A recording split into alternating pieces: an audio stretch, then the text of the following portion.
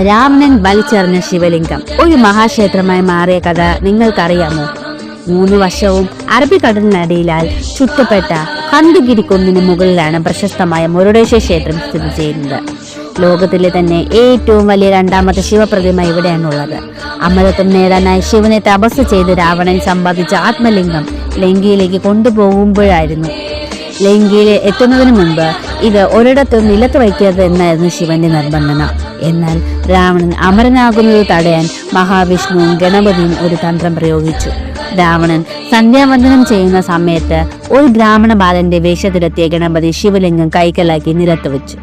ഇതിൽ കോപാകുലനായ രാവണൻ മണ്ണിലുറച്ചു പോയ ലിംഗത്തെ ബലം പ്രയോഗിച്ച് വലിച്ചുയർത്താൻ ശ്രമിച്ചു. ആ ബലപ്രയോഗത്തിൽ ആത്മലിംഗത്തിന്റെ ഭാഗങ്ങൾ പലയിടത്തായി തെറിച്ചു വീണു. അതിൽ ലിംഗത്തെ പൊതിഞ്ഞിരുന്ന തുണിയുടെ ആവരണം വീണ സ്ഥലമാണ് ഇന്നത്തെ മുരുടേശ്വര ക്ഷേത്രം എന്നാണ് വിശ്വസിക്കപ്പെടുന്നത്. കൂടുതൽ